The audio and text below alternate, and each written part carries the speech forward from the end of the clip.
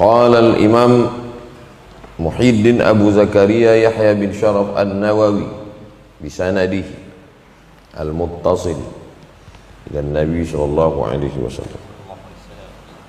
Imam Muhyiddin Abu Zakaria Yahya bin Sharaf An-Nawawi dengan sanadnya berkata dalam kitab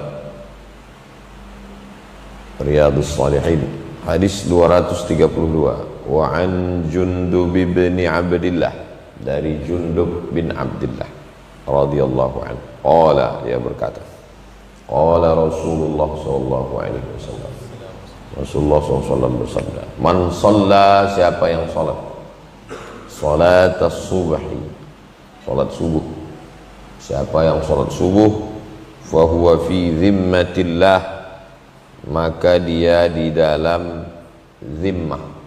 Kafir terbagi kepada dua, satu kafir harbi, satu kafir zimmi.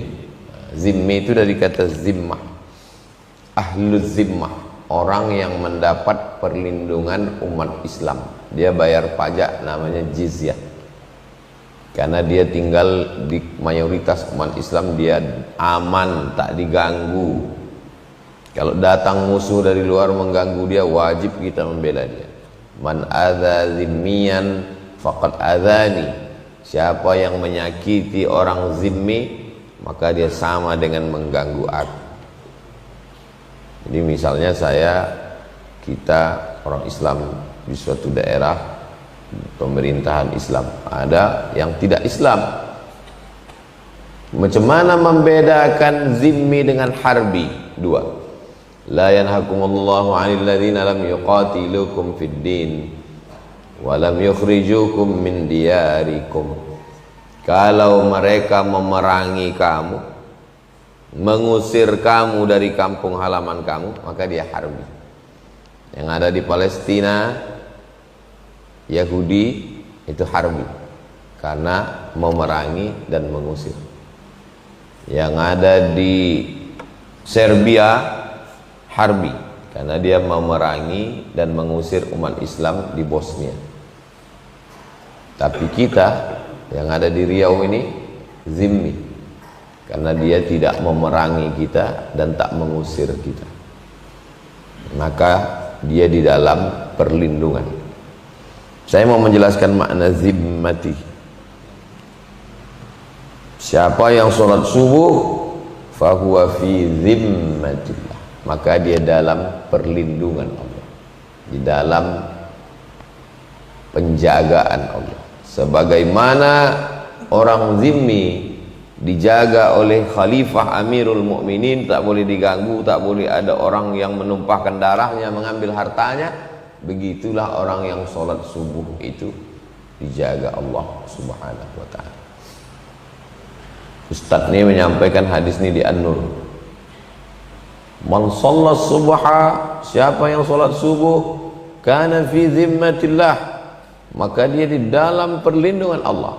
Balik sholat subuh, ditabrak angkot ustaz tuh, jamaah itu meninggal. Komplain jamaah, katanya kalau meninggal dalam perlindungan Allah, kenapa ditabrak angkot dia ustaz? Di WA nya saya yang menyampaikan hadis, bukan saya.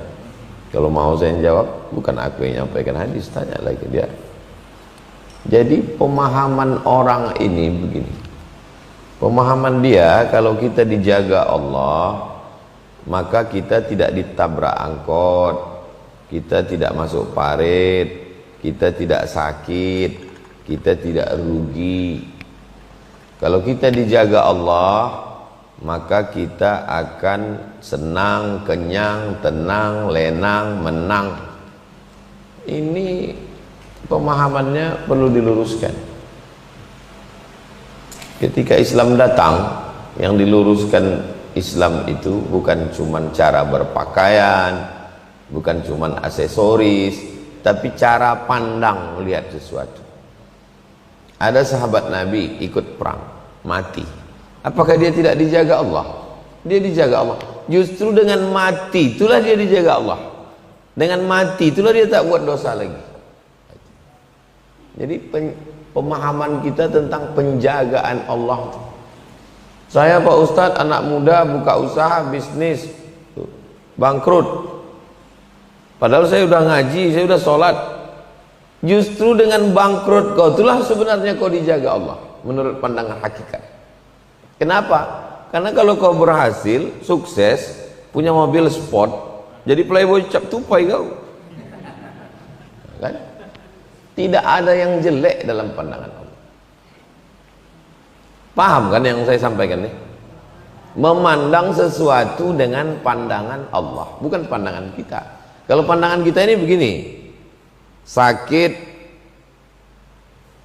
berarti tak dijaga Allah, sehat dijaga Allah, miskin berarti tak dijaga Allah, kaya dijaga Allah. Itu cara pandang kita. Cara pandang Allah tak begitu. Ku buat kau susah biar supaya sujud kau lebih lama. Ku buat kau susah biar supaya air mata kau menetes tengah malam.